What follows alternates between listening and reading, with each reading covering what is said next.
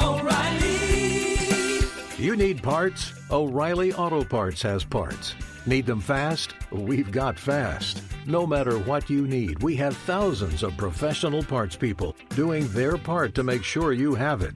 Product availability. Just one part that makes O'Reilly stand apart. The professional parts people.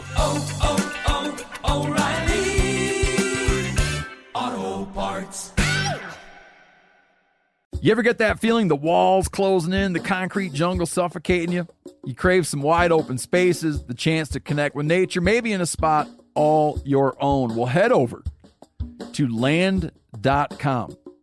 They've got ranches, forests, mountains, streams, you name it. Search by acreage. You can search by location. You can search by the kind of hunting and fishing you're dreaming of. Land.com.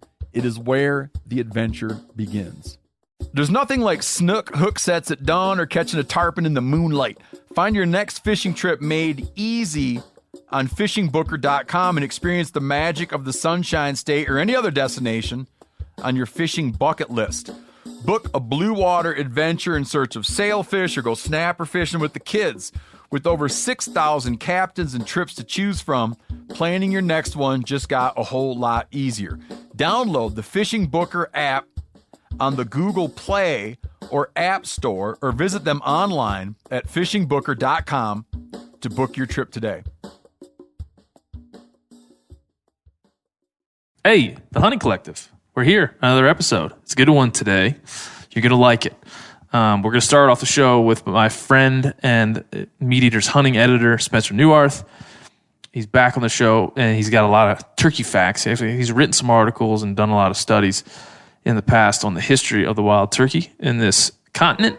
He's going to give us some of those facts, and I'm going to quiz him on some turkey facts to see what he knows. We're going to flip it to the interview portion of the show, and in that is a very impressive gentleman, Dr. James Earl Kennamer. I went and met with him down in Edgefield, South Carolina at the NWTF headquarters. He was, for a very long time, 3 decades in fact, the Chief Conservation Officer for the National Wild Turkey Federation. So you're going to love it. But before we get to that, I want to talk to you about First Light. That's my favorite gear company on the planet Earth, folks. And they've got the whole new 2019 line out on their website. And I got this thing called the Men's Brooks Down Sweater. I've been wearing it. They sent it to me, and I've been wearing it. I didn't think I'd have to wear it in the spring. But my dad and I were bear hunting, as you heard last week on the show, and it was cold as could be. And so we needed to layer up, as it were, and pulled out the Men's Brooks Down Sweater, and it solved a lot of my problems. I love the thing. It's super lightweight. It's easily packable. It is everything, all the insulation that you expect from an outer layer piece like this from First Light, and it's designed using 50% more down than its closest competitor to be the lightest weight possible, ensuring best-in-class warmth. And when it starts to snow in June in Montana, you're a little bit depressed, but you're also happy you have this thing in your pack. So go to firstlight.com and look up the Brooks Down Sweater. All right. Without further ado, we're going back to turkeys this episode. Let's go.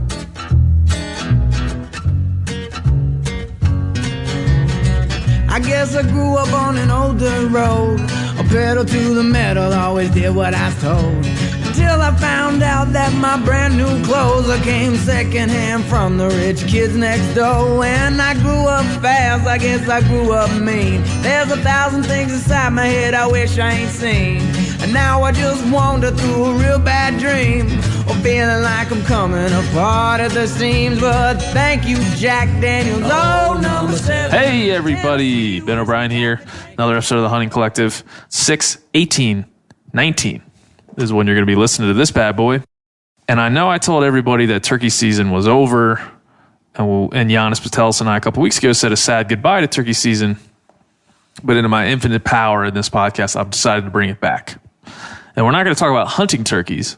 We're going to talk about the history of the wild turkey and what is, I think, probably one of the most incredible conservation stories that we've got. And we have a lot of them. So I'm joined by Spencer Neuarth, the hunting editor here at the Meat Eaters, to talk about that. What's up, man?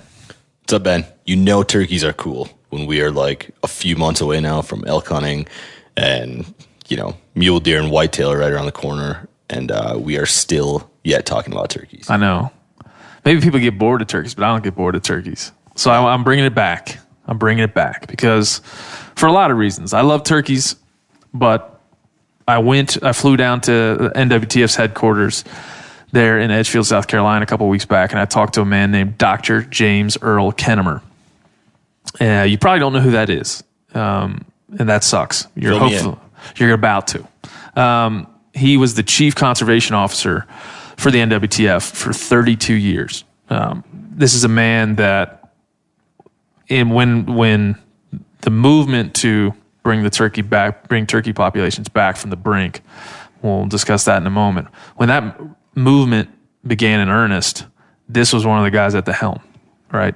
It had been going on for a few decades before he had an official position at the NWTF, but he and a bunch of other of his contemporaries were the ones that were using cannons to trap turkeys, were drugging turkeys. He tells a story in the interviews that's coming up about being woken up by snoring turkeys in his apartment because they were drugging him, putting him in a bag, and he would put him in his apartment before they would go and release him. I need to hear that. Yeah, he tells some stories about trading turkeys between states, organizing these turkey trades with other wildlife. So it's an interesting story. He's an interesting man. What years was he active? Like, where does his story begin? His story begins in the 80s with the National Wild Turkey Federation, but he's been involved in turkey restoration since the 60s. So he's, if you really want to talk to somebody who was in the middle of it all and has just about every crazy story you can think of, it's this guy. He's now retired, but he's nice enough to kind of come back to the NWTF headquarters and chat with me a little bit over there. So you're going to hear that in a little bit. But before we get into that, Spencer and I are going to regale you with all kind of turkey facts and a turkey history. And I'm going to start by, we're going to see if Spencer has the knowledge that he says he does. I'm going to quiz you on the origin of the turkey names of all four. Well, there's more than 4 subspecies, but there's 4 in these great states. So I'm going to quiz you on these. The Merriam's wild turkey is named after whom? Merriam. Mr. Merriam. Nope. Dr. E.W. Nelson in 1900 named the Merriam's turkey in honor of the first chief of the U.S. Biological Survey, C. Hart Merriam. C. Hart Merriam. I would not have gotten that. It's a hot fact. I don't think a lot of people would have gotten that. I would have credited to like someone that was with Lewis and Clark or something. Something like that. You want to ask me one? You got one for me? We didn't prepare these, but you got a nice fact. I won't get it. I'll probably get it wrong. How fast can a turkey run? Man, I'm pretty fast. Not as fast as a Federal Premium TSS heavyweight load. That doesn't matter. Tell me. So I wrote about this a number of years ago, how cool turkeys are, and that most people just think about their vision, but there's so many other things to consider. And one of them is their legs. Now, they can run 25 miles per hour. And it was like when Usain Bolt ran his gold medal race for the 100-meter dash, I think he was topped out at like 22 and a half miles an hour. So you're telling me that a wild turkey could beat Usain Bolt? I don't know if it would have the longevity. Breaking news. Yeah. That's what Spencer's telling us. Yeah, maybe. I don't know if it'd have the longevity to go 100 meters. I think it would be able to not fly. Eventually, it'd be like, screw this, and it would just take flight. Yeah. Because it has wings. And Usain Bolt does not, as far as I know, have wings. Okay, I just checked here. It's that turkeys can run 25 miles per hour. That is 3 miles per hour slower than Usain Bolt. So close. So close. But humans still got him. All right. I don't want to get any messages from Usain Bolt fans about this. What about the Florida, what was originally called and described the Florida turkey in 1890 by W.E.D. Scott? And he named it for a chief from what Native American tribe? I don't know. Based in Florida, popular in Florida. I don't have a good guess. It's a Seminole. Oh, that's so obvious. Seminole tribe. That was I was trying to throw you a bone. You gave me plenty of clues. And that was, they named it after, again, a famous Seminole chief, Osceola, and that's the Osceola turkey. The eastern wild turkey doesn't really have a specific name or nomenclature, but it was named by L.J.P. Vieliot in 1817, using the Latin word sylvestris, meaning forest turkey. So now you know that. Got that one. So before we get to a guy like James Earl Kennamer, there's a lot of history for the wild turkey. There's a lot of things about the wild turkey that people probably don't know. And there's a lot of the story that they probably haven't heard. So we have Spencer here who has a background in one, the written word, but also in biology, wildlife, variety. So give us a little bit of color on the story of the wild turkey prior to its modern conservation success and some of the things that you know about it. Yeah, well, when Europeans kind of arrived here in the 1600s, they really took to like all the big game that North American had to offer. Too much. So there was a rising colonist population, and they were just taking out turkeys because they were easy to kill. Turkeys hadn't been hunted that much, and they were also taking away a lot of habitat.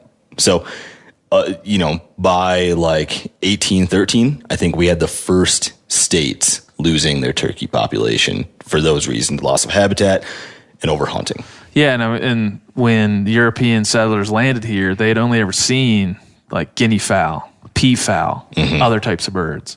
So they didn't even really know what a wild turkey was. And if you read a lot of the writings of early European settlers, you'll see like a guinea fowl looking bird is around. And then they started to learn more about it and understand that they were easy to kill. What they killed them with, who knows? Probably archery equipment. Yeah, and it got worse like through the 1800s. It was by 1920 that 18 of 39 states had completely lost their wild turkey populations. So that left like 2% of the continent's original 10 million turkeys. And that, would seem almost like an unsolvable problem. Yeah. Yeah, and when the turkeys, there's some myths that come with the turkey. And this is something that Dr. Kennamer corrected me on a few times during our conversation. But everybody kind of thinks about that, the first Thanksgiving, thinks about wild turkey. That's the famous meal in 1621. But it's really been speculated, and this is something Kennamer believes, that the turkey didn't become a common part of Thanksgiving dinner until the 1800s.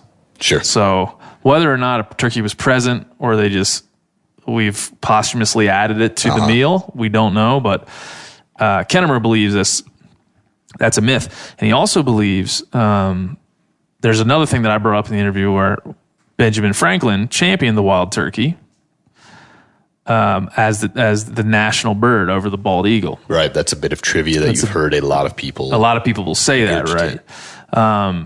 This was discussed in like the 1770s and 1780s. That wasn't so. Like there was a seal committee for what the national bird would be. And the first seal committee was formed the same day the Declaration of Independence was signed in 1776. That was composed from Jefferson, Franklin, Adams. And that committee that was there to decide that did not reach an agreement. And it was only later on that Franklin grew tired of the variety of bald eagle motifs and stuff that was around after they had already named the bald eagle the national bird. And then he started to push a little bit of his conversation about the wild turkey. But he did not argue for the wild turkey in that seal committee when they decided on the bald eagle. They're cool birds, but not that cool, I guess. No, well, screw you, Franklin. Like, get on it, man. You came to the table too late. We could have had the coolest bird, a flightless raptor, right? Flightless dinosaur could have been the national bird. Now we got the bald eagle. Boring. And a letter to his daughter, this is something that Kennamer pointed me to. In a letter to his daughter in 1874, he noted that the order of Cincitatus, that's really makes me sound stupid, had produced a badge more like a turkey than an eagle, and Franklin went on to talk about the bad points of the eagle and the good points of the turkey. but never actually recommended the turkey for the American symbol. So now we can call that a myth too. Tall So we tale. got those tall tales. But and then we'll go back to the demise of turkey populations and then the recoveries. There's still those 5 subspecies. And they, as you said, they declined to their lowest numbers in the 20s and the 30s. And what else you got? Well, it was kind of in the 30s that there was an unintentional rebound. When the Great Depression happened, you had this migration from the farmland to the city, and it left a lot of this ag land abandoned. And as that started to come back to its native form, turkeys took up that landscape. And so unintentionally, kind of before like turkey recovery was a thing, it was already happening. Yeah. And then a little bit later on, the next few decades, you had some major failures. Once it was recognized that our turkey flocks are depleted, we need to help these things out, they went to the most obvious way to fix that, which was release more turkeys. So they'd raise these things in pens, kick them out, but it was a failure. One statistic that I found was that 95% of pen-raised birds failed to establish populations. So that is just like peeing into the wind. Yeah. It's bad news. Pissing into the wind. Yeah. And there's a lot of things that really allowed these conservation movements to get going. You know, Aldo Leopold published his book of game management principles in 1933, and then you got the Pittman-Robertson Act that came 1937, 36, 37, that started to allow for these principles to take hold, but also for there to be funding and things, you know, and mechanisms and things to allow for this stuff to get going. And that's something I walked through the NWTF's Turkey Museum with Dr. Kennamer, and he pointed a lot of that out. Like there was this confluence of events that all happened, stuff that you're mentioning, like societally and culturally, and just shifts, but then also some mechanism within the government to allow that to go down. Yeah, and it's cool that you got to talk to somebody from the 60s, because that is like maybe the actual genesis of turkey recovery. In the 50s, they had the first turkey cannons developed. And once they figured out that we need to be stocking or restocking wild turkeys rather than pen-raised turkeys, that was when they were able to really help out the country's populations. And so you were talking to somebody who was early on in that. Well, and I screwed up in talking to him because we didn't talk about the cannons. We did later on in the museum look at one of the cannons and talk about the nets that they used to capture turkeys. Sure. And originally these cannons were for capturing waterfowl. So there was a giant cannon. Do you know what the purpose was? Were they putting waterfowl in places or tagging them? It might have been for tagging of waterfowl and things of that nature. But they were designed to shoot at flying game or flying ducks and geese and things like that. But they would conceal themselves on the ground, and they would put some corn out in a row, and these turkeys would come, and they would either eventually they would start drugging them and putting them to sleep and then capturing them. In fact, there's a picture that I'll share with this podcast of Kennamer in the 70s, barefoot, holding a sleep turkey. Like this is part of their efforts to go out, NWTF go out, drug these turkeys, and move them all around the country and transplant them the way they did. But the Kennamer sent me another thing about the cannon net technique. It just says that it involved concealing on the ground a net that would be remotely propelled over turkeys by a trapper from a blind. And it's like a 30 to 60 foot mesh cloth, and opens up it's propelled by like 3 to 4 black powder cannons, and was often detonated electronically. So it's a pretty powerful thing. And then some of the early, there's a lot of stories about some of the early turkey researchers testing these nets on themselves. It works and end up getting injured. But he also told me that the first wild turkeys known to be captured with this method were on the Francis Merriam National Wildlife Forest in South Carolina in 1951. And so when it was popularized, who knows? But the idea that this needed to happen goes all the way back to when Kennamer was in his prime in doing this. And that ended up being like the silver bullet Yeah. for helping out turkey populations. Yep, and then it's just amazing to me. It's like there's so many things that are amazing about this, but the fact that we were cannon netting.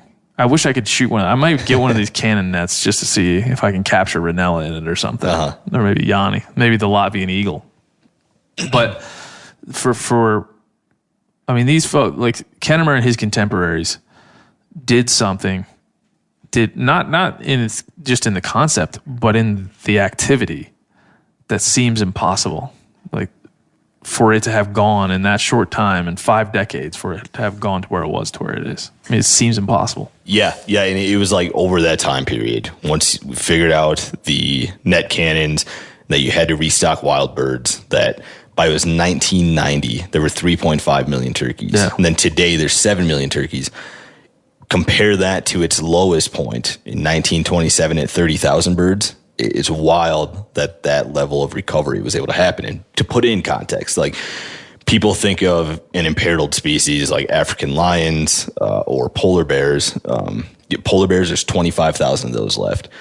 African lions, there's 50,000 of those left. And at one time, there was only 30,000 wild turkeys. And now the tags are some of the most attainable, in the country. You and I were driving around the West this spring, just picking up tags. That's right. Like it's nothing. That's right. We talked to each other in the office here and like, how many tags you got this year? 6? How many tags you got this year? Yeah. 4? That's what we talked openly about, trying to kill 10 turkeys. Yeah, it's wild. That would have been a large percentage of the entire population had we been doing that back then.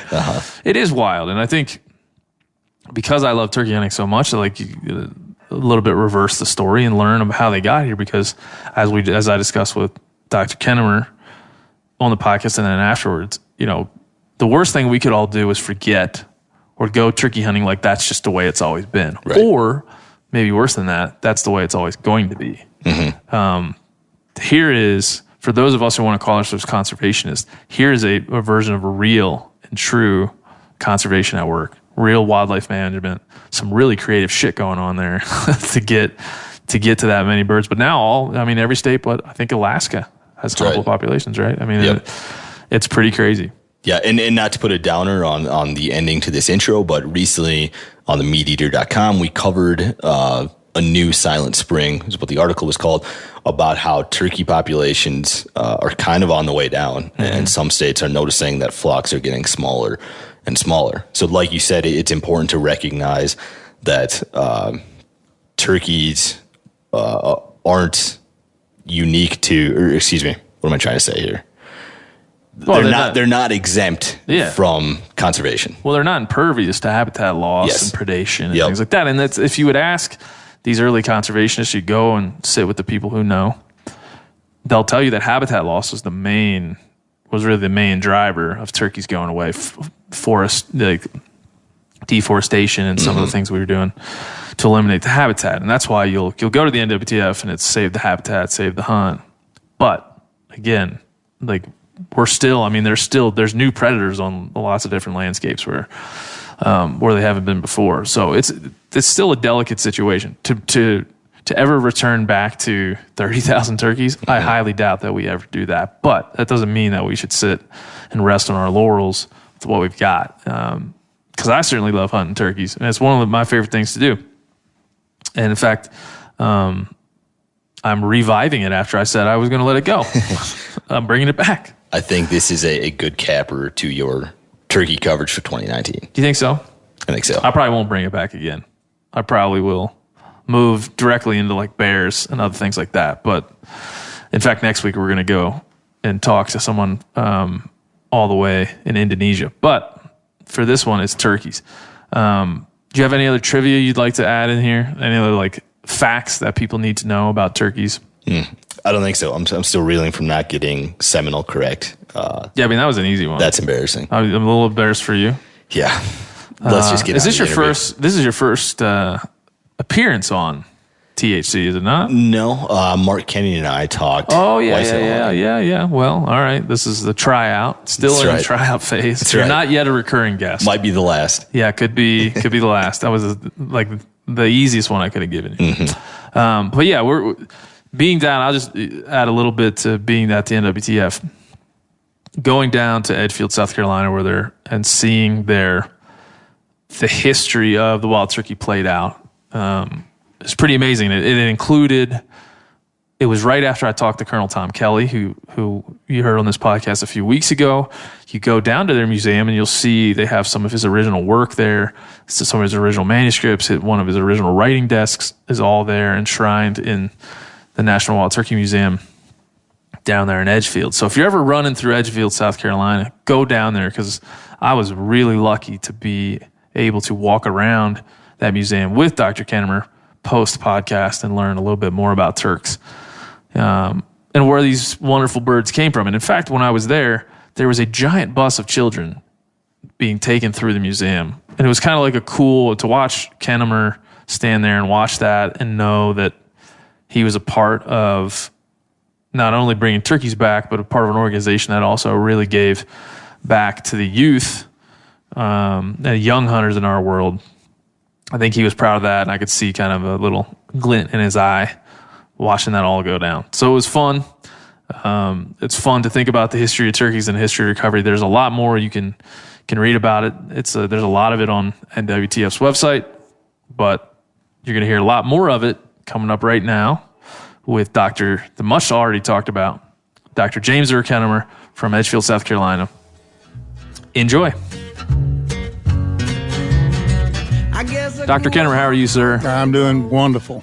It's wonderful to be here in Edgefield, South Carolina, and at the headquarters of the National Wild Turkey Federation. I very much feel like this is the mecca for me as a turkey hunter to come here and speak to you and see the turkey art and the turkey taxidermy and just kind of feel the history of a place like this. It's pretty special.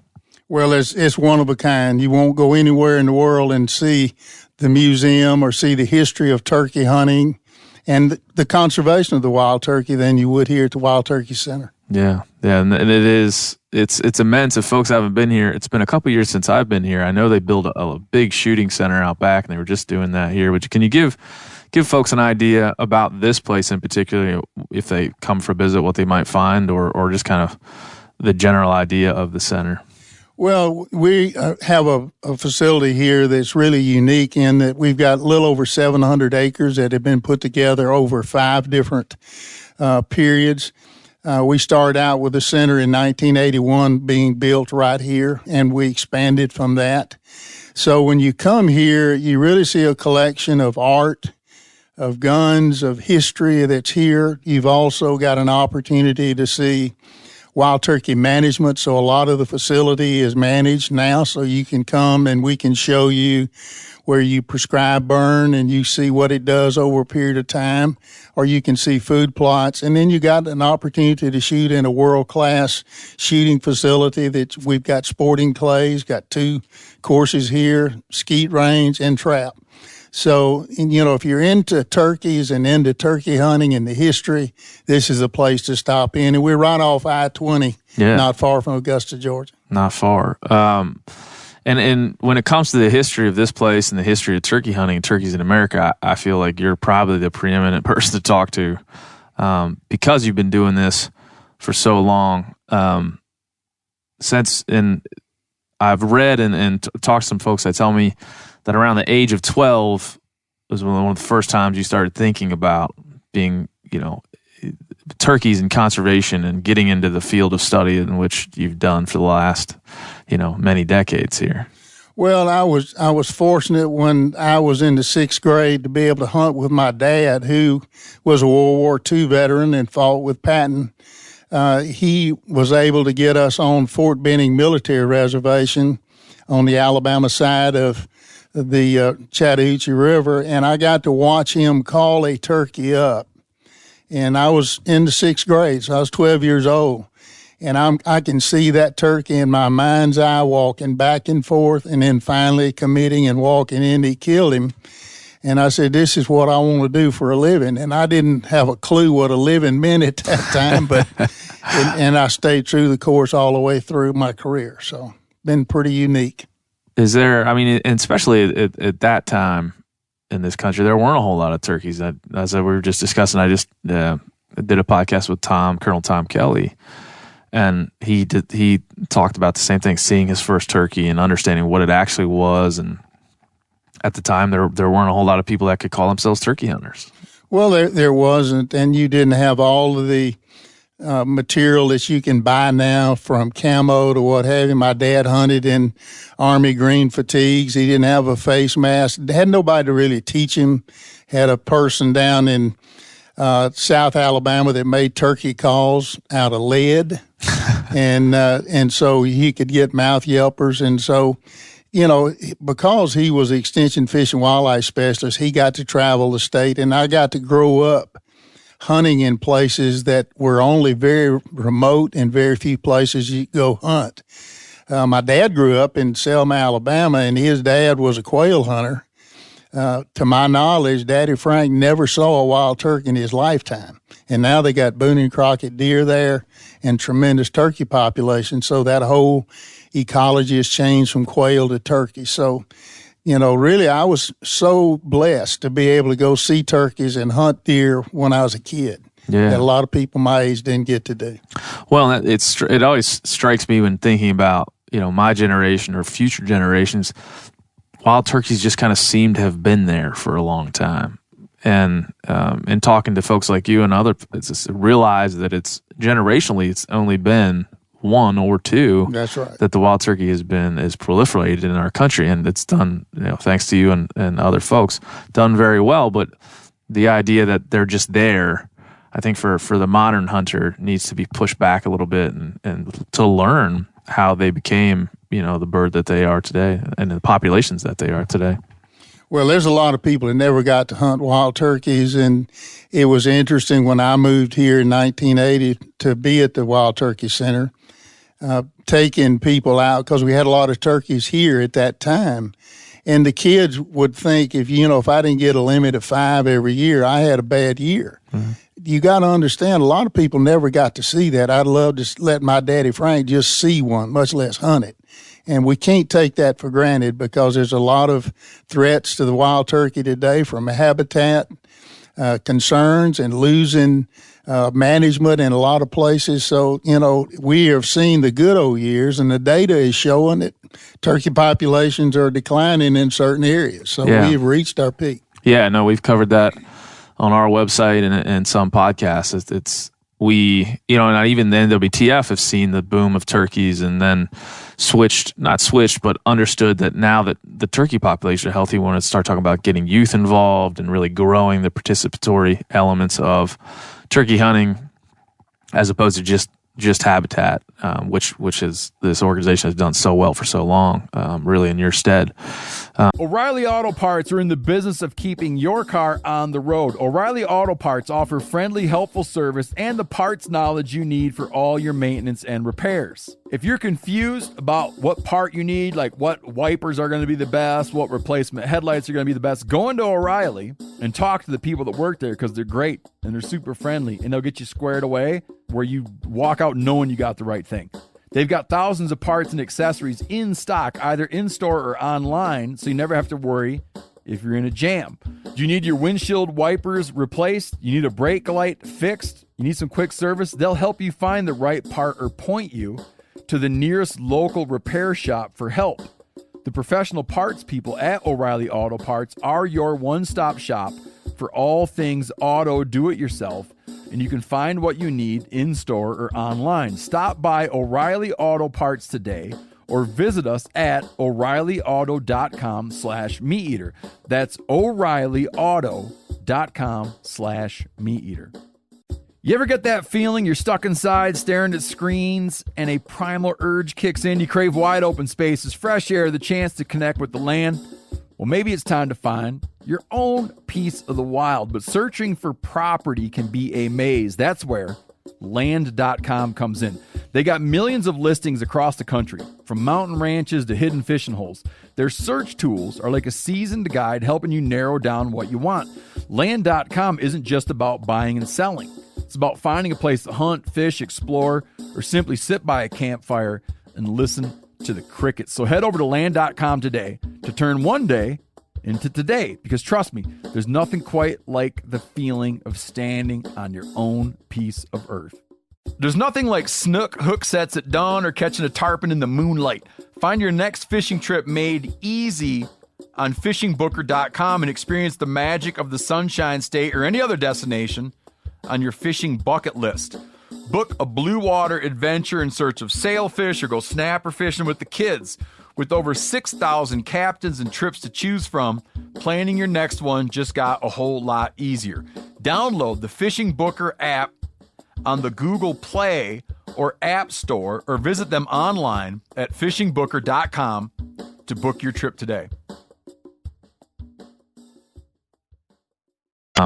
So you became the chief conservation officer here, or you were involved in the Turkey Federation in 1964. Was that your first year? No, I came here in 1980. Prior to that, for 10 years, I was an assistant and associate professor at Auburn University, teaching wildlife and doing research with my students, primarily with turkeys, but with other species from beaver ponds to deer or what have you. But I came in 1980 as director of research, and we were a very small organization at that time. I think had 12,000 members, and I was hired to come in and start trying to collectively do research with all the universities and state agencies around the country. And it kind of grew in, as I told our board, if we do research, we can't put a turkey under every tree, but we can put a lot of things that we can put together about research, but we got to do management and expand populations, or we really don't have anything to work with. Yeah.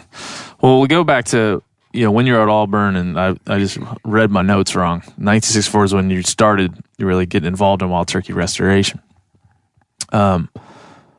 Take us back to that time. How did it feel to be interested in that? How did it feel to be on a mission to restore the wild turkey? And what were your thoughts when you started what would be a 50-some year mission to do it? Well, I graduated from Auburn in wildlife management, or what was called game management, in 64, and then was able to go to Mississippi State to work on my master's and doctorate with Dr. Dale Arner. He had done some early work at Auburn with wild turkeys, and he was really a mentor for me. And I had the opportunity to get in the Mississippi Delta and do some real early work with telemetry, trying to trap turkeys and how you would catch them and move them and do the various things that we could do.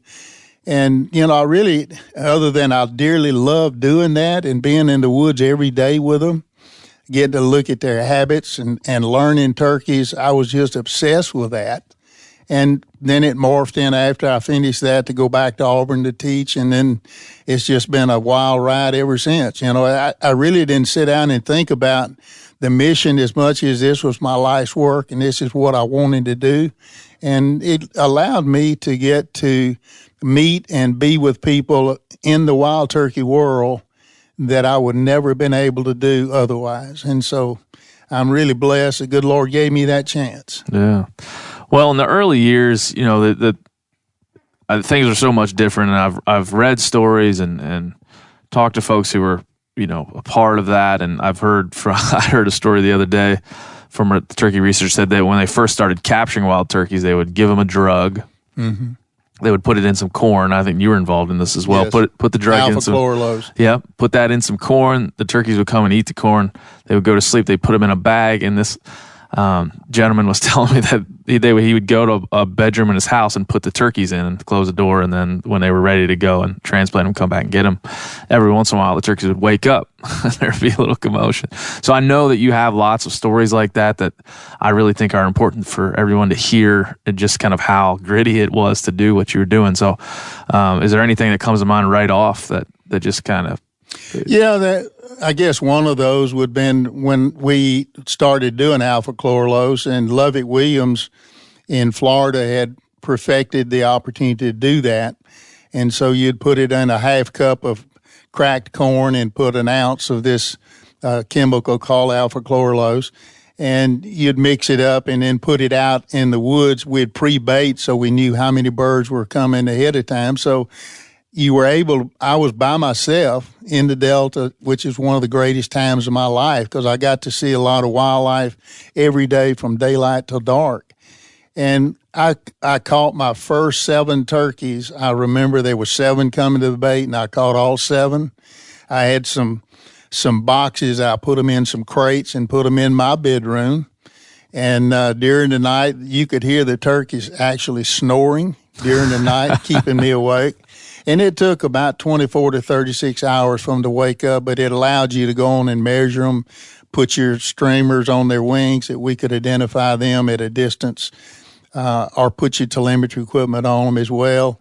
And so, you were able to really pioneer how all of this had to work out. And the radios that we used way back then were big, clumsy things that hung around your neck. They were like carrying a suitcase.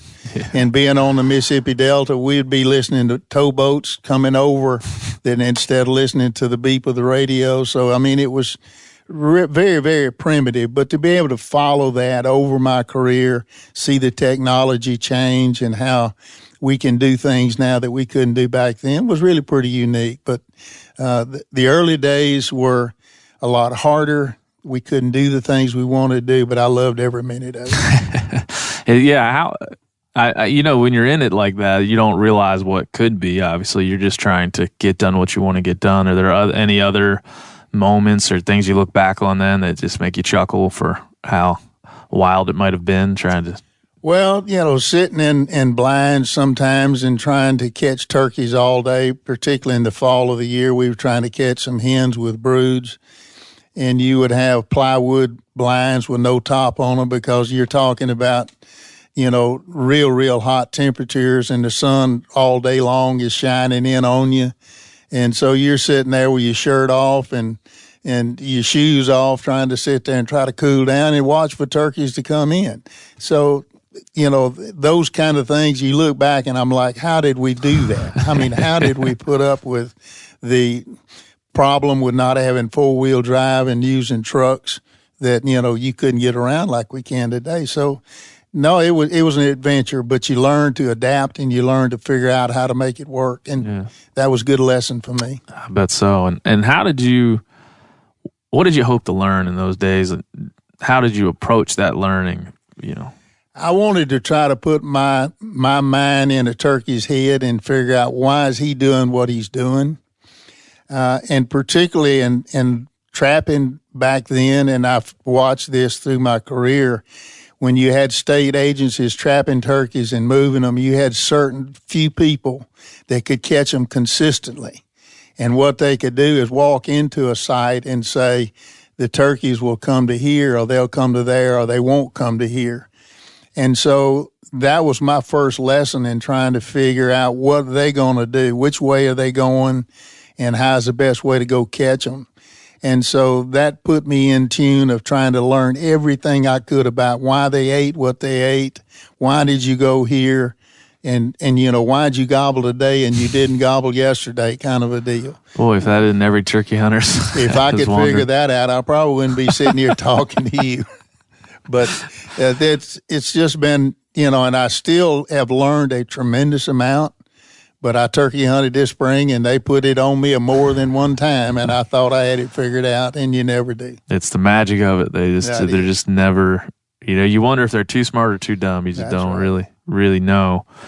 So back then, as you're doing your studies, how many states had wild turkeys at that time, in the late 60s? Well, most of the states had some remnant populations.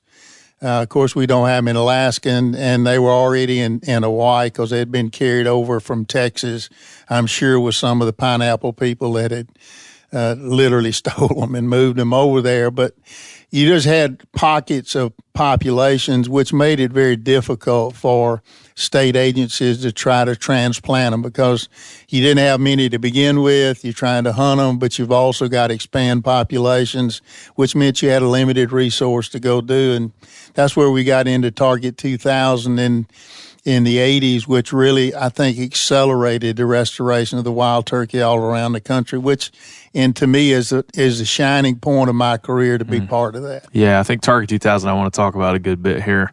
But it strikes me that we should probably return to how this problem got to be. Now, I think the narrative on this show and really I think in the hunting communities, the turn of the century was really, in market hunting, was a time where our wildlife was depleted, and we think about buffalo, but I think folks in the hunting community understand elk, whitetail, turkeys, ducks. We're kind of all depleted in similar manners. Can you just quickly give folks the cliff notes on, running, like how we got to where we were? Because there was a time when Ben Franklin wanted the wild turkey to be America's bird prior to the league. I hate to say that, but Ben Franklin really never said that. Oh, okay. It's good to learn. It's kind of an old wives' tale. The short version is he, along with, I think, Jefferson and Monroe, if I remember right, were kind of set up to pick what would be our national symbol, and both of them picked the bald eagle. He had parting of the Red Sea with Moses.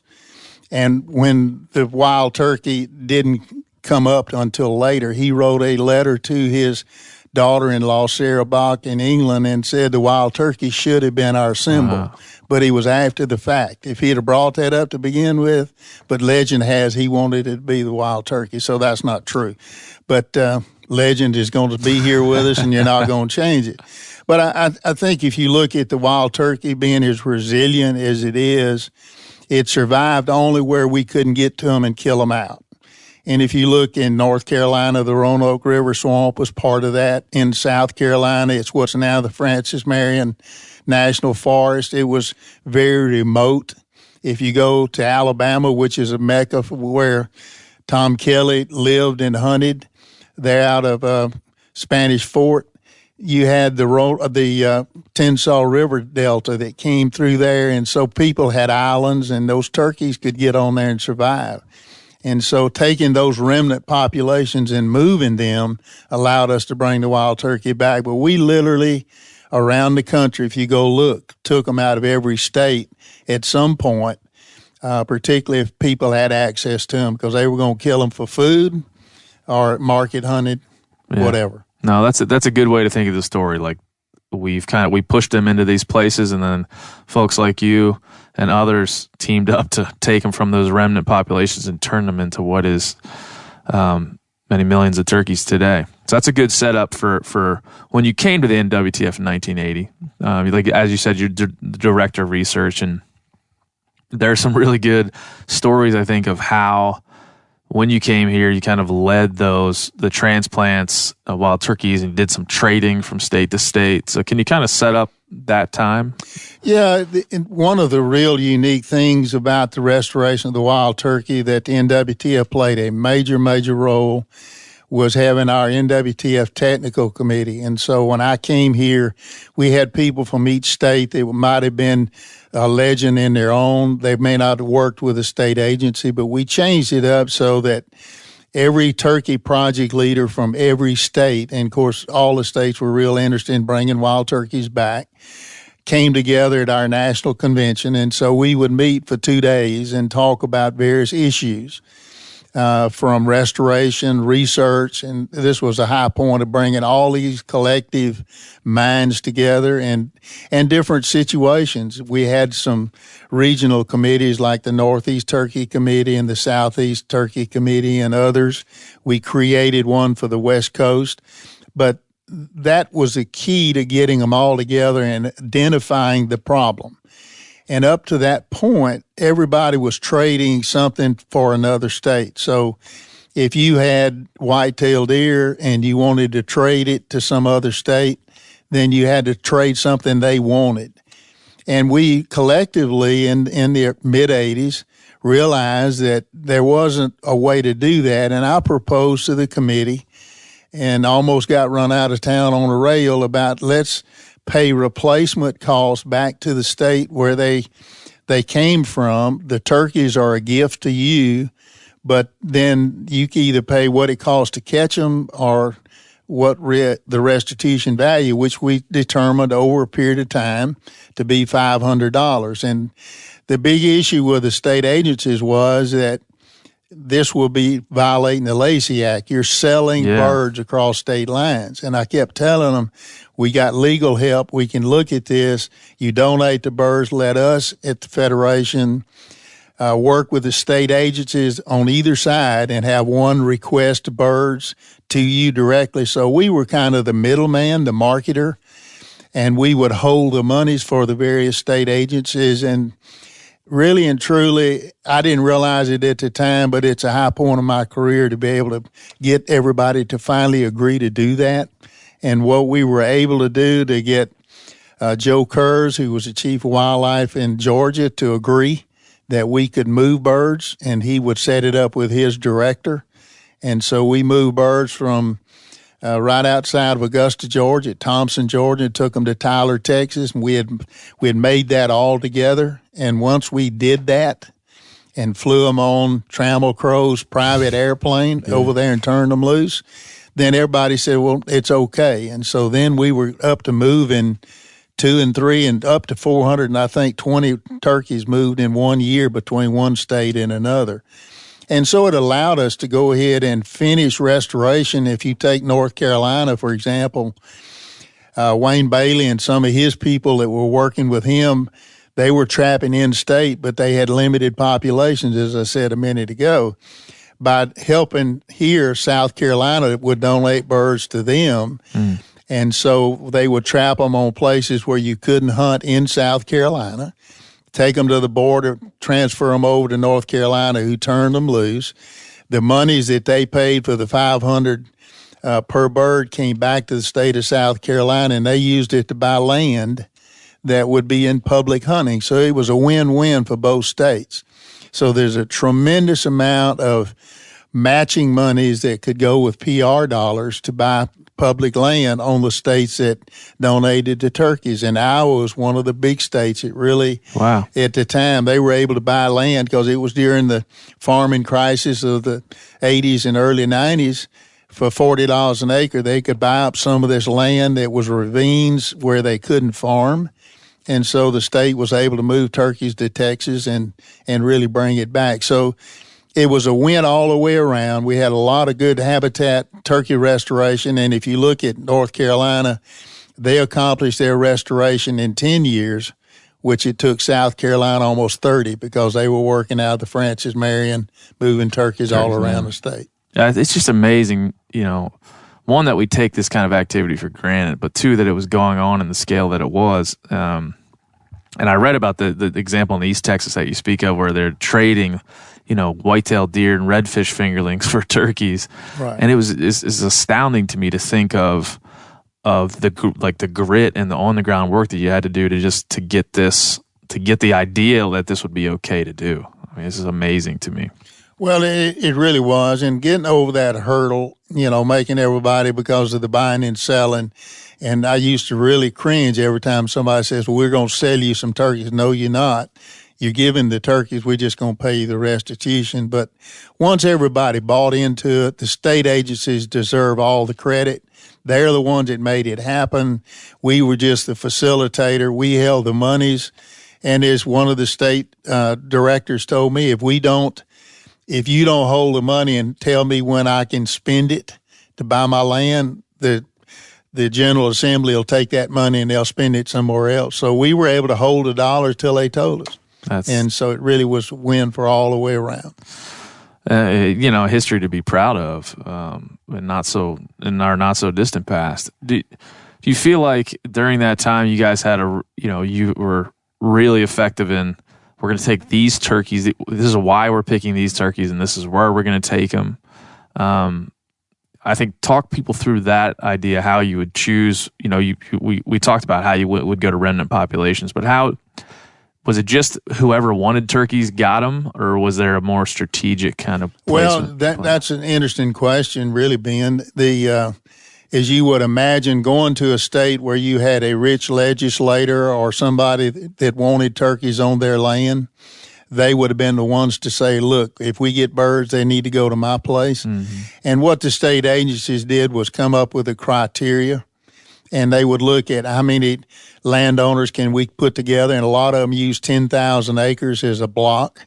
And so getting everybody to agree that we will protect them for 5 years, and at the end of 5 years, if we want to come trap them, we can move them somewhere else. So they set up a criteria that would rank the number one places they could go to, and then you work down that list. And so Target 2000 was set to finish in the year 2000. 20,000. But anyway, it turned out that that we didn't quite make it, but we got most of it done by that time, but using the priority system to make sure we got it done. And I think that's is there a time where, I think I know the answer to this, but a time where you would shift to, because I think Target 2000, we'll talk about here in a second, is it's a genius idea, and it's turned out to be one of the more successful conservation programs or ideals that we've had. But was there a time where shifted from just moving turkeys around and getting populations in place to really just focusing on habitat, or were those things happening in parallel? They were happening in parallel. I think it made an incentive for the states in particular to try to work on managing these populations once they got them established. So what can we do to enhance the opportunities, whether it's burning or food plots or timber thinning or whatever it happened to be? So they were kind of going hand in hand. And, as we finished at the end, we all realized that, we've accomplished a great goal, but now what's the next thing going to be? And so that's kind of where we are today. And trying to look at all the threats to the wild turkey, and particularly with declining populations in these areas like we mentioned. And, you're looking at a lot of different things that to me are something that's of a concern to me. The baiting that's going on for turkeys and a lot of other species. We got technology now, and we can shoot turkeys a lot further out than we used to.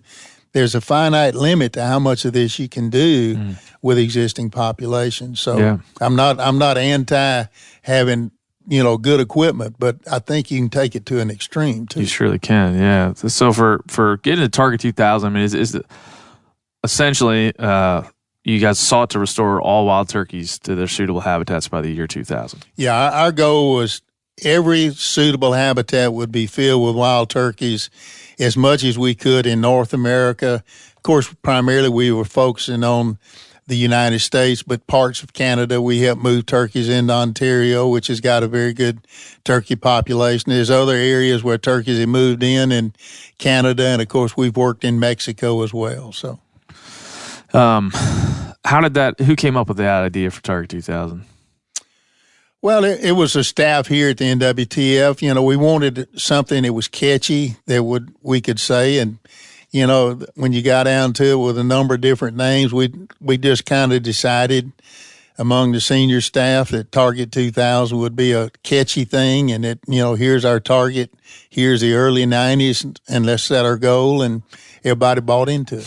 That's awesome. Did you feel personally at the time how big an effect that would have on hunting, and just not wild turkeys, but just like the hunting culture, the industry, the companies that be making products, the proliferation of media, things of that nature when you're... Well, I guess to be perfectly honest with you, I was so busy trying to do the job, I didn't think about that because, the concern that I had in moving and keeping up with the books on all of this, and we had a staff to help do that we wouldn't make a mistake, because if we ended up and didn't have a letter of transmittal or the dollars got confused, and we were audited by the federal government in Iowa because they said you were double dipping with the monies, and we survived that. It was not illegal. So quite honestly, I had no idea what it was going to do, and just let's get it done. And we were all working so hard. We never thought about it. Yeah. This is a grand idea. It's a big undertaking as well, and like a broad reaching goal to have. What do you remember some of the big challenges? Even the broader challenges, and then even maybe some of the hardest days. In getting there. Well, I think getting everybody on the same page was the hardest part. The early days with Joe. He saw the wisdom. He said, I can buy land and put in public hunting in Georgia, and this will be a way to go do that. He had that vision, but a lot of people were extremely reluctant. It's number one, if we start really trapping turkeys, some of the state agencies says that, I'm going to have to go to work now and really get out in the field and get up at 4 a.m. and work hard to catch turkeys. So those were the more frustrating things for me, is trying to get everybody behind it all and moving ahead. And then once we hit critical mass, it all kind of came together. And then it was just a matter of collectively figuring out where the turkeys needed to go, because I had a demand more than I had turkeys to go get. And so it put me in a political nightmare of trying to, who am I going to try to help the most? And so that was a big challenge for me, Ben. Yeah. I mean, 1.3 million turkeys in 1973 to 7 million turkeys today. That's unbelievable. Well, if we hadn't done what we did, I think it would have been accomplished down the road one way or another. But the fact that we had the group of people from the tech committee and the state agencies collectively putting their brain trust together to go out here and do this, you've got a tremendous number of people, and kids included, getting to hunt turkeys right now that it would have been down the road before they would have had that opportunity. So that played a part in that. To me, is, as I said earlier, one of the highlights of my career. Yeah, as well it should be. And there's guys like me running around chasing turkeys that should be thankful for that work, and I think are, but being aware of an idea like Target 2000 and the fact that it worked to the level that it did and continued to work. But again, we still face challenges. I mean, we don't, the work that was done, like we said, when do you really feel like that was achieved? Because we've already kind of touched on the fact that populations, I would say skyrocketed and then have leveled out and started to wane in recent years. I'm sure it'll be cyclical, but when did you really feel that had crested in that? I think around 2005 would have probably been about when we realized that, we about done all we can go do. We might do a little moving here or there, but we're not going to make a big difference in populations one way or another. And of course, looking at some of the prime habitats, particularly where turkeys would have to winter in some of the colder regions, and knowing that people are going to take that land over and make it into summer homes or what have you, that was going to be a real challenge to see if we could maintain the turkeys over that period of time. So that last 15 years of my career doing that was trying to work to make sure we can save the habitat and protect them so we can maintain those populations down the road and get other hunters involved, because that's a big focus for the NWTF, and we have been working on that for a number of years. Yeah, I think in the conservation space, everyone else very much admires this organization for that shift. Let's get turkeys out there. Let's make sure the habitat is stable. Let's make sure the habitat is valued. And then once we feel like we've crested that hill, we're going to add to it by saying we want more youth hunters. We want more people out there caring about the resource and pursuing the resource like we have all done. I think that's widely considered one of the greatest conservation kind of pivots that any organization has done. And at least that's what I feel about it. Right. I think you're right. It's the Federation played a major role in that, and then I think we'll stay down the road trying to maintain that we'll have this for generations to come. The goal I had as I started out with all this is to make sure that we keep hunting relevant for the next 200 years. And we've got to do that if we're going to maintain hunting because of the threats we've got against it, plus the 80% of the country that doesn't hunt but will tolerate the fact we do get to hunt. And there's 10% of us that are going to be dyed in the wool and going to do it to our dying day, and another 10% that hates everything we do. Mm-hmm. And so you're looking at gun issues and all the things that go with that. That's a major concern. Yeah, it is. It is. So we ran an article on the MeatEater.com recently talking about turkey populations currently and what's happening with them. Can you give people just an overview of some of the more negative aspects of just like recent population trends?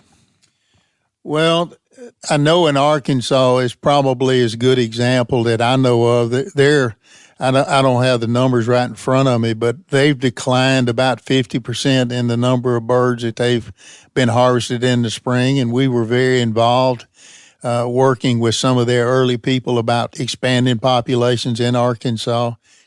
Part of it was in the early days that there was too much indiscriminate hunting, and so the hunting clubs were killing these turkeys and hauling them out. And once the hunting clubs were really controlled to the point where you're not going to be able to do that. The turkey started responding and coming back. But if you look at it now, that their kill is dramatically way less than what it's been in the past. Some of the other states are just been kind of a negative deal, just a little at a time. South Carolina is a good example. They just changed some of the regulations here in the state to reduce the bag limit and the amount of days that you've got in the season because we're putting more pressure on the population than we're getting recruitment back to fill it in. O'Reilly Auto Parts are in the business of keeping your car on the road. O'Reilly Auto Parts offer friendly, helpful service and the parts knowledge you need for all your maintenance and repairs. If you're confused about what part you need, like what wipers are going to be the best, what replacement headlights are going to be the best, go into O'Reilly and talk to the people that work there because they're great and they're super friendly and they'll get you squared away where you walk out knowing you got the right thing. They've got thousands of parts and accessories in stock, either in-store or online, so you never have to worry if you're in a jam. Do you need your windshield wipers replaced? You need a brake light fixed? You need some quick service? They'll help you find the right part or point you to the nearest local repair shop for help. The professional parts people at O'Reilly Auto Parts are your one-stop shop for all things auto do-it-yourself, and you can find what you need in-store or online. Stop by O'Reilly Auto Parts today or visit us at O'ReillyAuto.com/MeatEater. That's O'ReillyAuto.com/MeatEater. You ever get that feeling you're stuck inside staring at screens and a primal urge kicks in? You crave wide open spaces, fresh air, the chance to connect with the land. Well, maybe it's time to find your own piece of the wild, but searching for property can be a maze. That's where Land.com comes in. They got millions of listings across the country, from mountain ranches to hidden fishing holes. Their search tools are like a seasoned guide helping you narrow down what you want. Land.com isn't just about buying and selling. It's about finding a place to hunt, fish, explore, or simply sit by a campfire and listen to the crickets. So head over to Land.com today to turn one day into today, because trust me, there's nothing quite like the feeling of standing on your own piece of earth. There's nothing like snook hook sets at dawn or catching a tarpon in the moonlight. Find your next fishing trip made easy on fishingbooker.com and experience the magic of the Sunshine State or any other destination on your fishing bucket list. Book a blue water adventure in search of sailfish or go snapper fishing with the kids. With over 6,000 captains and trips to choose from, planning your next one just got a whole lot easier. Download the Fishing Booker app on the Google Play or App Store or visit them online at fishingbooker.com to book your trip today. Yeah. How do you view that balance now after so many years of doing this? Because, I mean, I think that's what me as a hunter and in the modern generation trying to understand the resource and the balance of the resource and really treat it like a resource, not to overuse it, et cetera, et cetera. How do you see that after so many years of doing this? Well, it's a good question, and it's kind of hard to answer, really, Ben, but when our state chapter here in South Carolina asked me to go to the Senate here in South Carolina and testify about my career, and you've got a number of people who wanted to keep the bag limit at 5. They did reduce it to 3 and then expanded the season a couple of years ago to be 52 total days in the spring. And the department had enough data to show that we're killing more than we're getting in recruitment. And several of the senators that are on there, we're talking about, but my hunting club where I hunt is very large and I have plenty of turkeys. And I said, you can't deal with it like that. You got to deal with what the average hunter's got to deal with around the country. And I think we've been spoiled in having turkey hunting so good, so long, that people are not wanting to recognize we can't keep the pressure on it.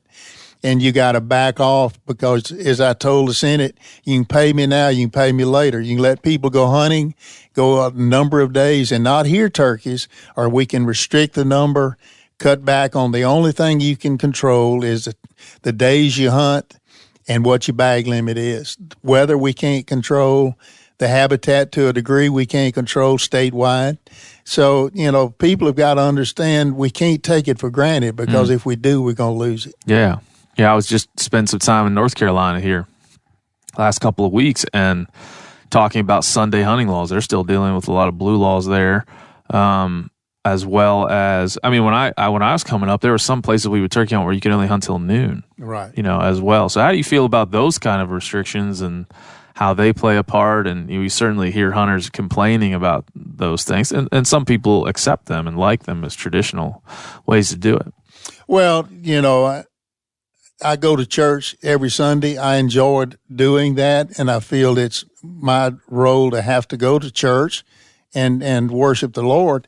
But I don't think it's my job to keep people from going hunting if they want to hunt on Sunday mornings, particularly if they don't have an opportunity to hunt any other time. We have no data anywhere to show that half-day hunting, and I've promoted this all the way through my career, has had any effect on populations. And Wayne Bailey was one of the ones that came up with it. And he said, we got to give the turkeys a rest in the afternoon, and we got to do all those things. Data has shown from our research that that's not the case at all. So we can't restrict the amount of hunting that we have in the daylight, because that keeps kids that can go turkey hunting after school, like a lot of them could do in some of the states. So I don't see the restriction on Sunday hunting versus afternoon hunting where you can't do that. There's no data for that.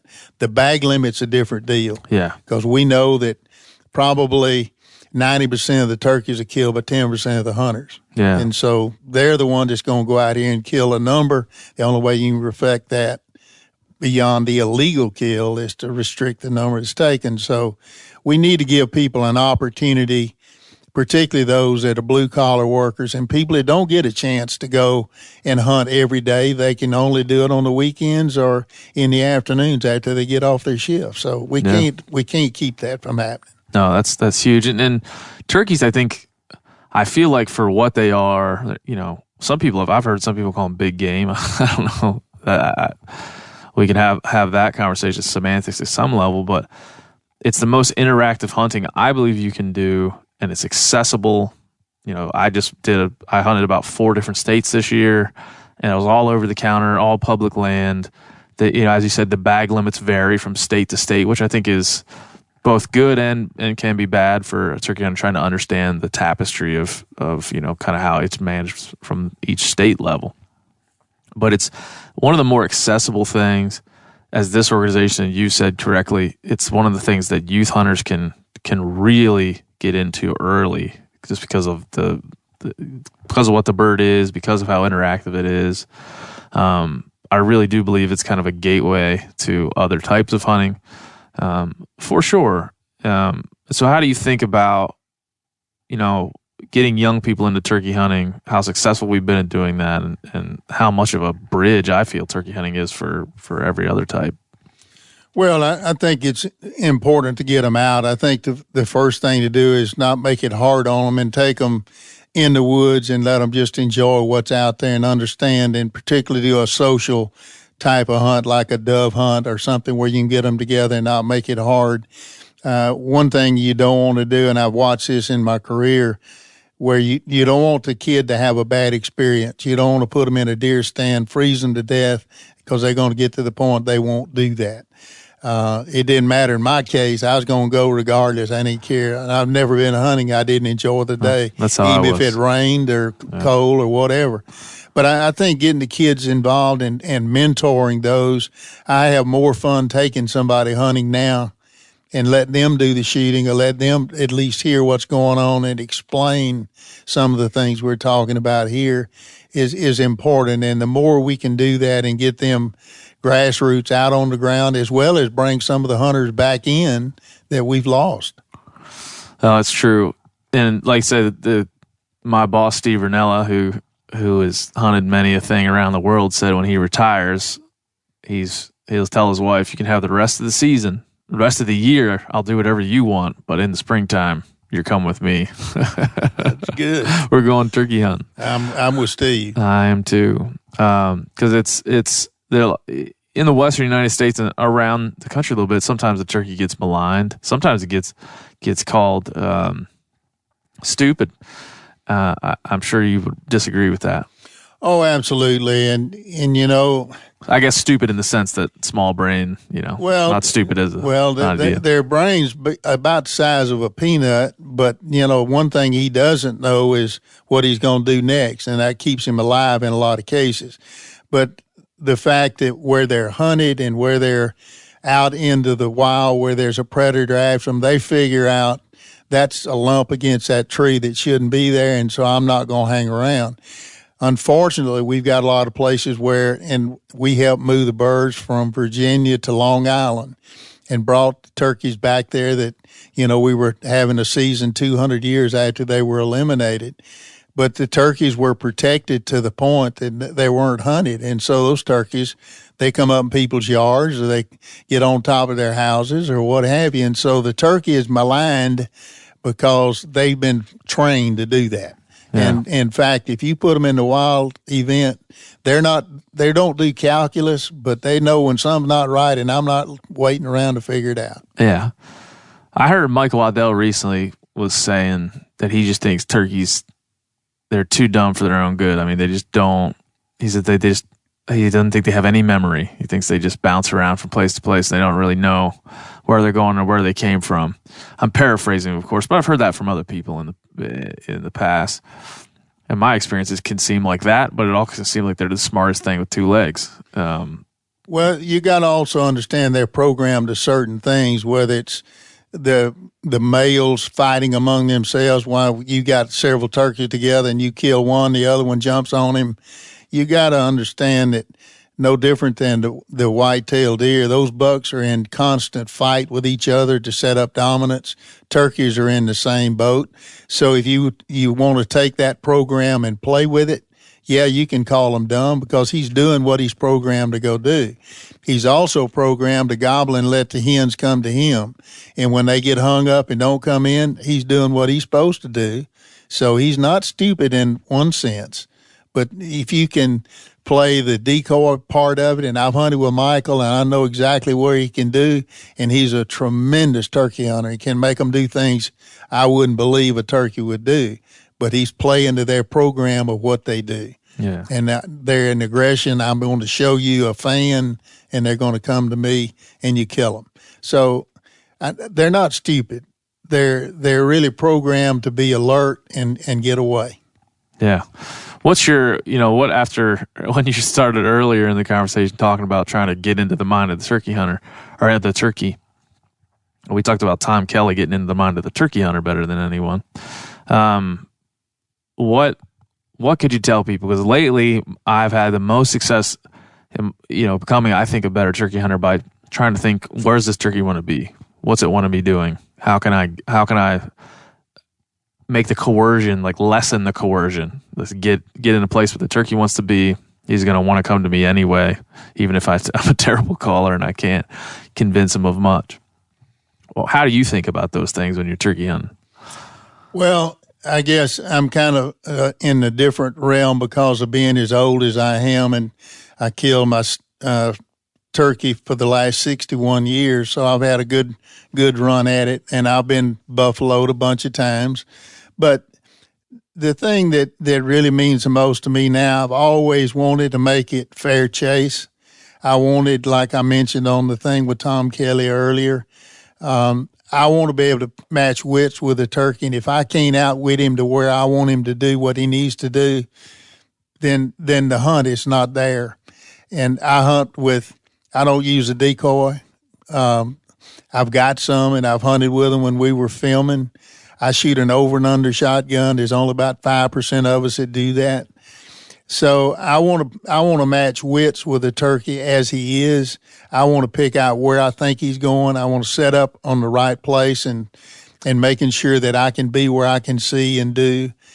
And I guess at the end of the day, and it really has come home to me the last couple of years, turkey hunting as I near the end of this whole life, to know I was in the presence of the turkey makes a hunt for me. If I can get out there and hear one gobble, know he's somewhere close, is really made my hunt. If I can call to him and he answers me, then that's the next level. And if I can kill him, then that's a bonus. Yeah. So, I think we're so caught up in the kill and not in the experience, and being able to enjoy the morning, matching wits with one of the greatest game birds in the world on his terms and playing in his home, because he knows every tree, all is there. And if I can outwit him and kill him, then I've had really the utopia. And too many times I think I got to kill my 5 and then I'm done. However it takes to do it, that's not my game. Yeah.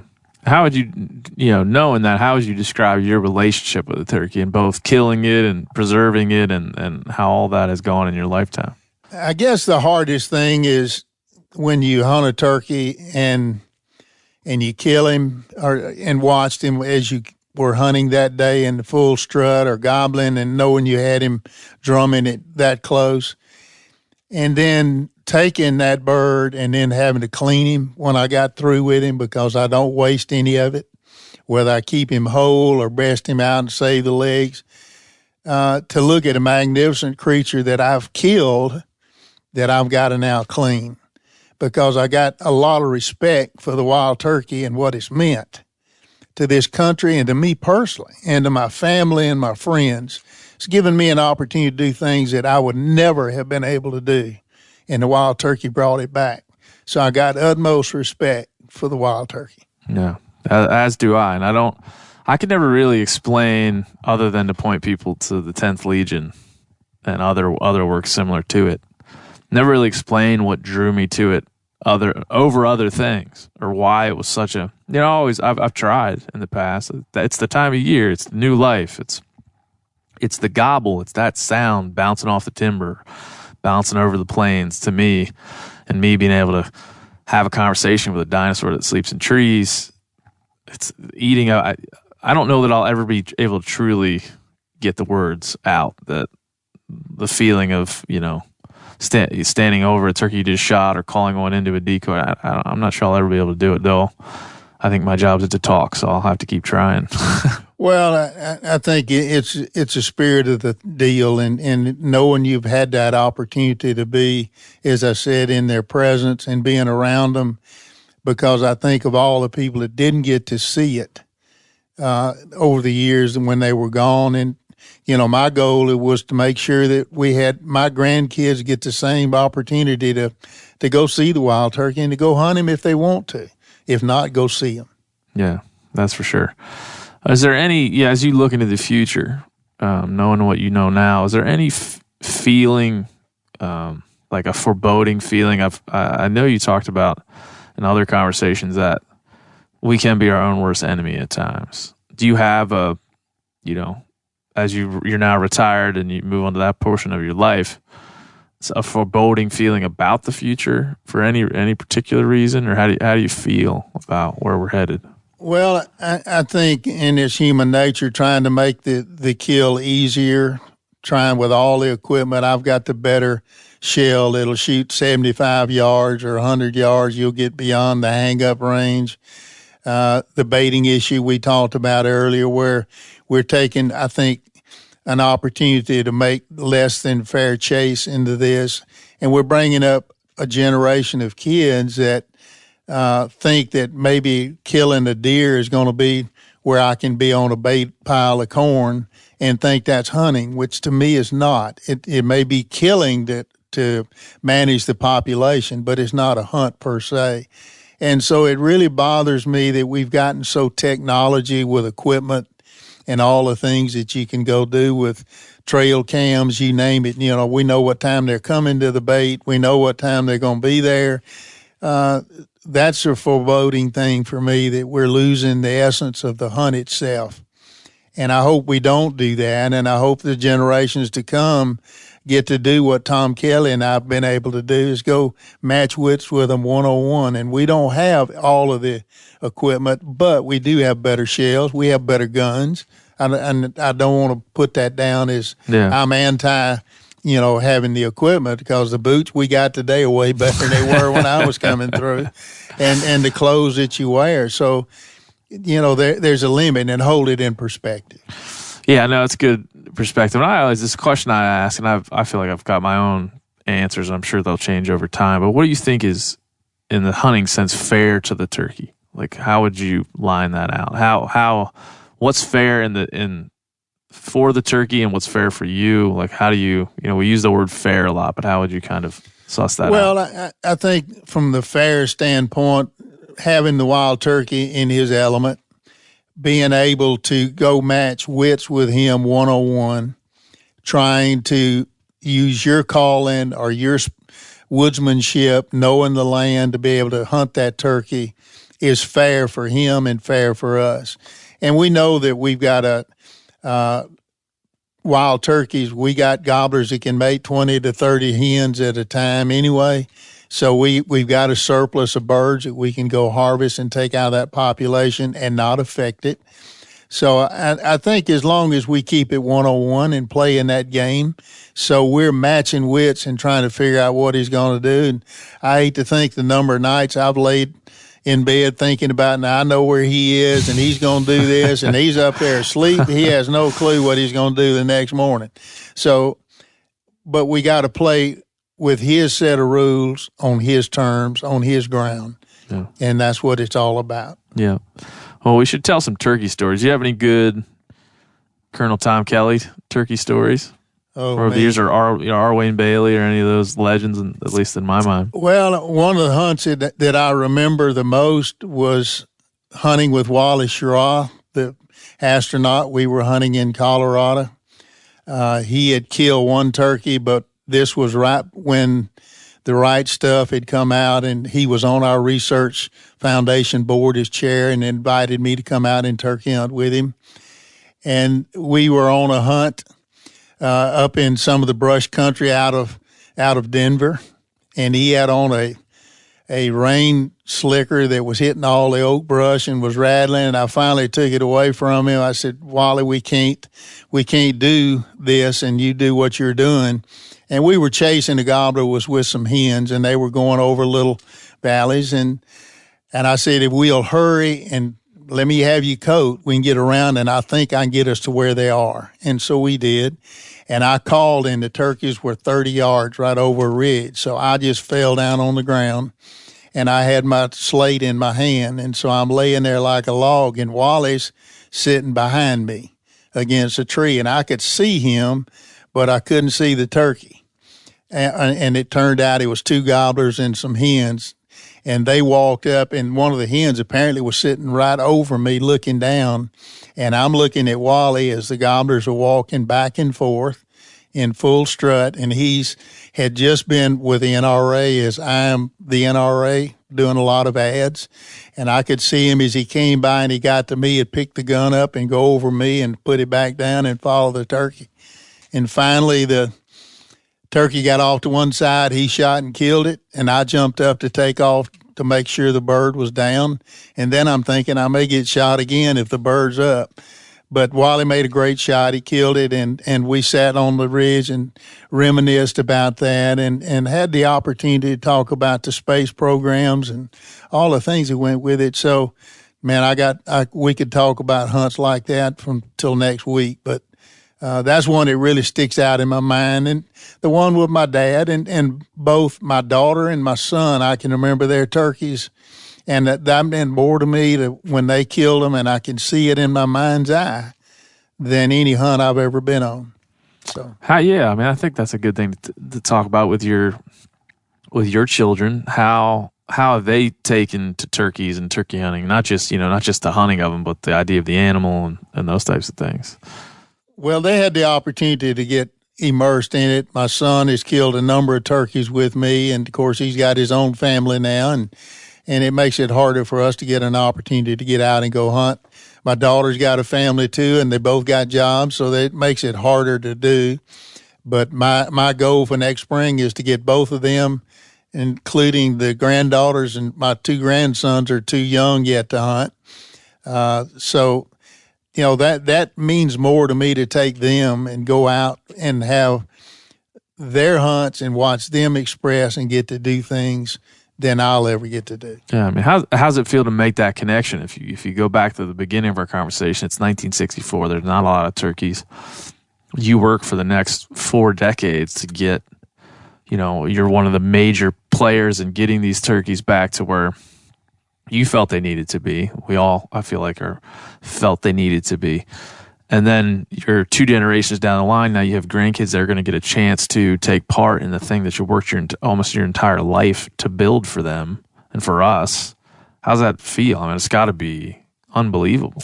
Well, it is. It's an awesome responsibility, because if I can't teach my grandkids the importance of being in the outdoors and the respect for the animals that we're able to deal with, whether you hunt them or not, just to learn what nature's all about, watching a hummingbird or watching the lizard as it runs, kind of a thing. To me, if I can't teach them that, then there's not a lot of hope around the world to get it done in a bigger mass, because we got parents that are single parents or no place to go, as you well know. And so it's an awesome responsibility, but it also brings back some of the best memories of having my grandkids on a hunt, and they have to put their smartphone up. I won't let them use it. You're going to watch out here, and we're going to at least see what's going on. Well, it's heartening to hear, and I've got young children, and I watch my son, the way that he kind of sees the outdoors, and he's big enough now to kind of explain to me what he's seeing, and we get to talk about, and he asks questions, and it just opens up a whole different light, the way you walk around outside.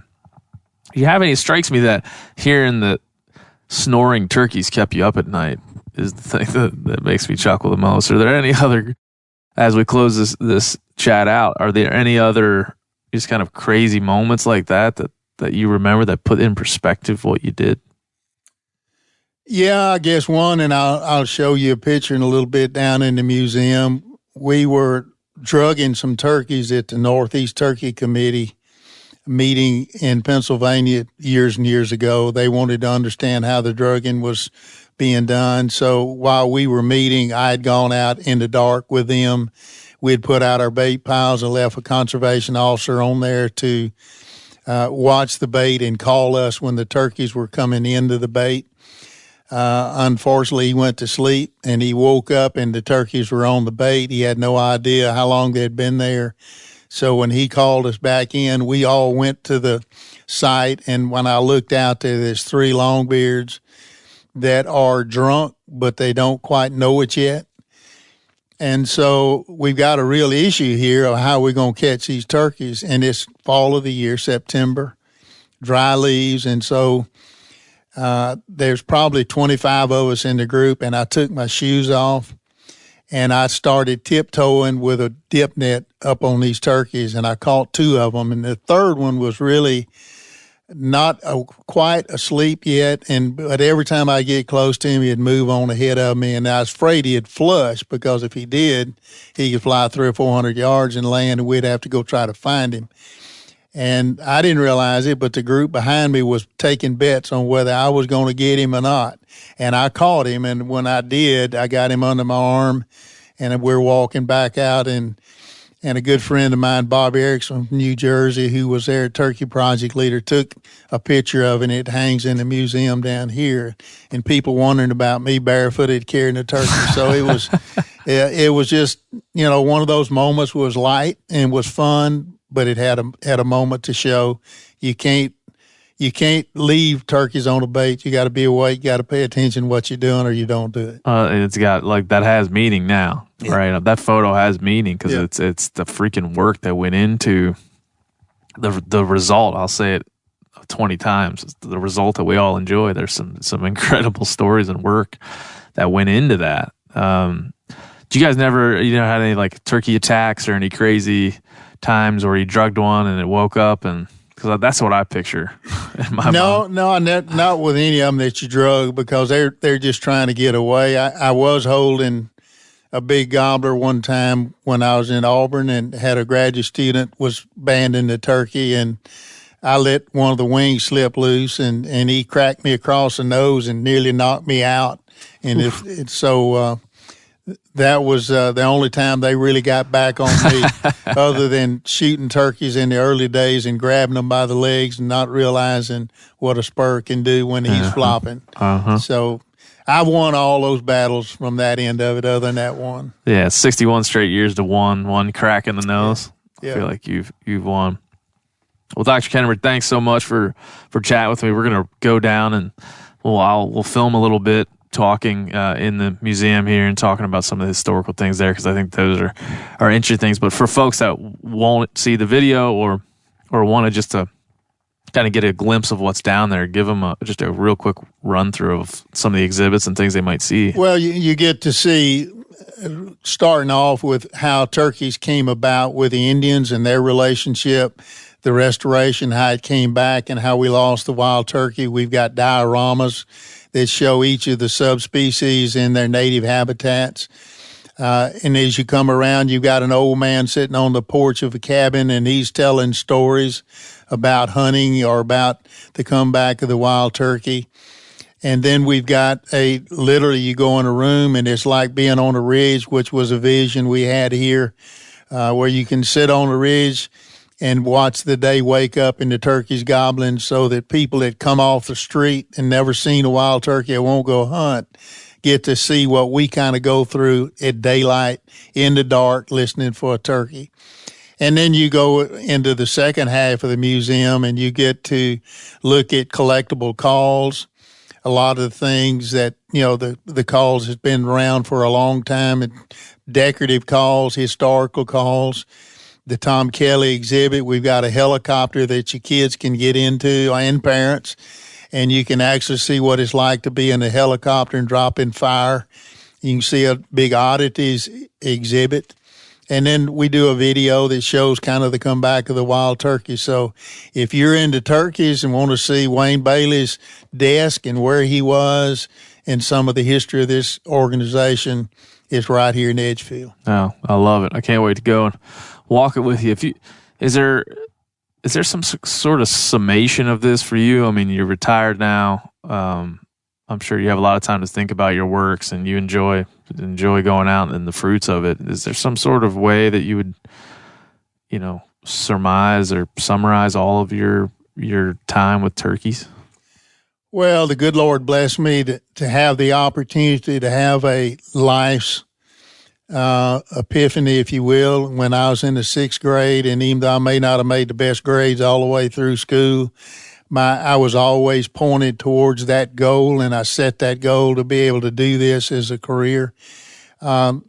Being blessed to get to do that and meet everybody who was anybody in the turkey world and the conservation world is an honor that I can't express. That being able to do that means the world to me, and the friends that I've built over the years, some of which are gone now, and some that we work together and don't get a chance to visit now. But the fact that we got to make a difference in conservation as a collective group, hopefully there will be better for this country. This is a $2 to $4 billion industry that people chasing wild turkeys. It has a lot to do with the economy of this country, and it's part of the history of this country. The wild turkey's comeback is really a conservation marvel that nobody else can equate to. So being part of that, being able to make sure we've got it for generations to come is what keeps me going.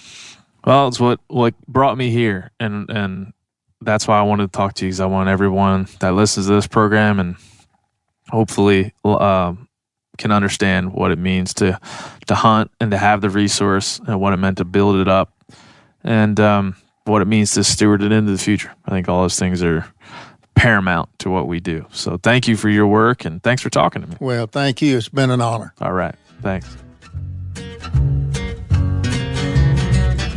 That's it. That's all. Another episode in the books. This is the real end of Turkey Talk for this spring, I promise.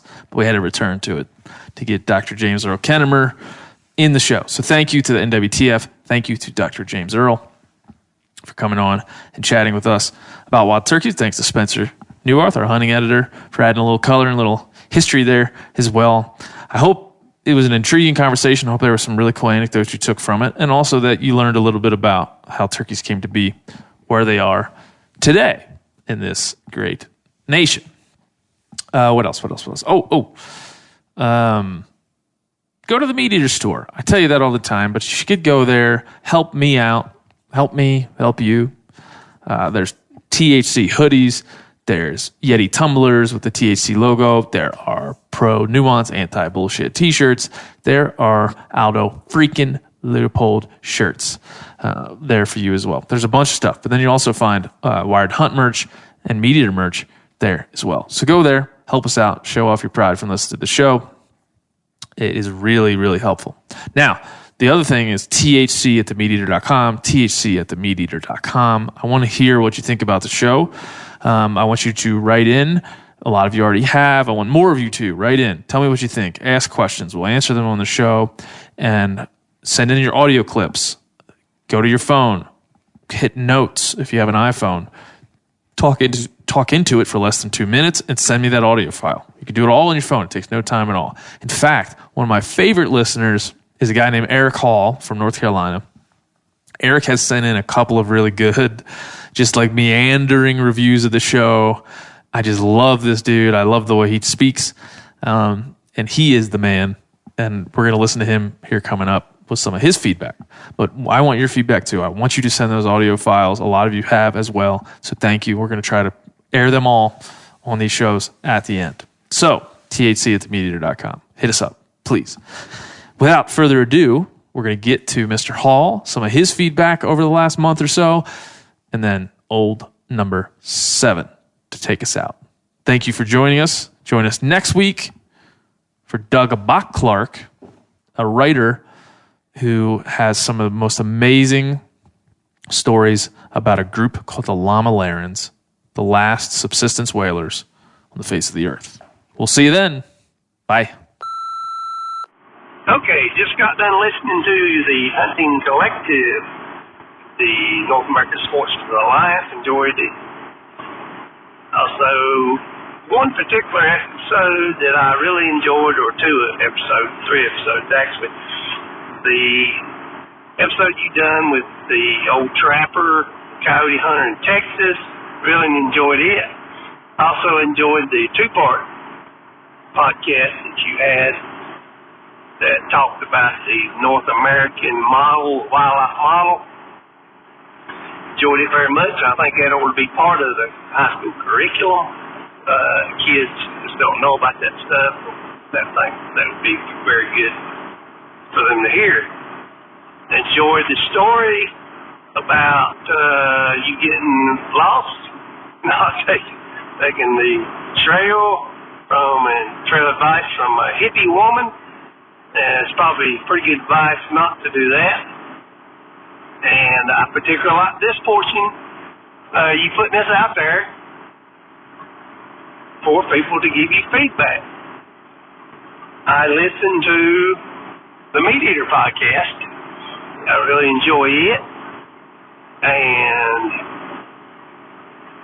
one particular part I enjoy about the Meat Eater podcast is the feedback from people that listen. So I appreciate you putting this out here to get feedback from people. One particular thing I do not like that you do it and Steve Ranella does it. You call turkeys Turks. I think they command a little more respect, but that's just me. It's a little pet peeve, and I'm not going to quit listening because of it. But I enjoy the podcast. Keep up the good work, all you guys at Meat Eater. Eric Hall, North Carolina. Yeah, Ben, you the man. Eric Hall here from Thurman, North Carolina. Just got done listening to the podcast with Colonel Tom Kelly. Really enjoyed it. Wasn't too hip on the new format to start with, but starting to grow on me. I enjoyed the first part there with Yanis Patelis. Enjoy listening to y'all. Got an hour drive to work and back. So keep them rolling. Got 2 hours podcast every day. Turkey season was pretty good here. Actually killed 2 birds in West Virginia, none in North Carolina this year. A little tough here, but did get some turkey breast, some legs. Tried that and made some soup out of the legs and thighs. I think one of the Meat Eater crew there kind of inspired me on that. Turned out good. So keep up the good work. Enjoy the podcast. Jack Daniels, old number 7. Tennessee whiskey got me drinking in heaven, and angels start to look good to me. They're gonna have to deport me to the fiery deeps. Oh, to the fiery deeps. Drinking in the fiery deeps. Oh, to the fiery deeps. Drinking in heaven.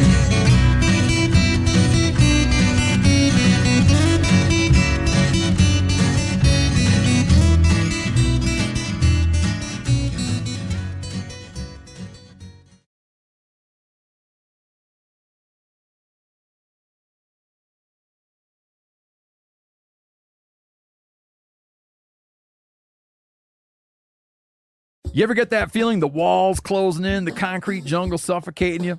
You crave some wide open spaces, the chance to connect with nature, maybe in a spot all your own. Well, head over to land.com. They've got ranches, forests, mountains, streams, you name it. Search by acreage. You can search by location. You can search by the kind of hunting and fishing you're dreaming of. Land.com. It is where the adventure begins. Hey everybody, listen up. I got mega huge news. Meat Eater Live is heading back out on the road. That's right. Join me and the crew. Clay Newcomb, Cal, Yanni, Spencer's going to be there. Phil the engineer's going to be there. Meat Eater Live headed back out. Now, when you get every ticket, okay? Every ticket you buy, you get a signed copy of our new Meat Eater Outdoor Cookbook. This tour is celebrating the release of the book. Buy a ticket, get a signed copy, Meat Eater Outdoor Cookbook, wild game recipes for the grill, smoker, camp stove, and campfire, which I'll point out is a $38 value. Here's where we're going to go. April 23rd, the Mesa Arts Center in Mesa, Arizona. April 24, the Balboa Theater in San Diego. April 25, the Grove in Anaheim, California. April 27, the Crest Theater in Sacramento. April 29, the Union in Salt Lake City. April 30, the Egyptian in Boise. May 1, the Wilma Theater in Missoula. May 2, the Bing Crosby Theater in Spokane, Washington. May 4, Revolution Hall in Portland, Oregon. And May 5, the last day of the tour, Pantages Theater in Tacoma, Washington. For tickets and more information, visit the events page at themeateater.com. Hope to see you at the show.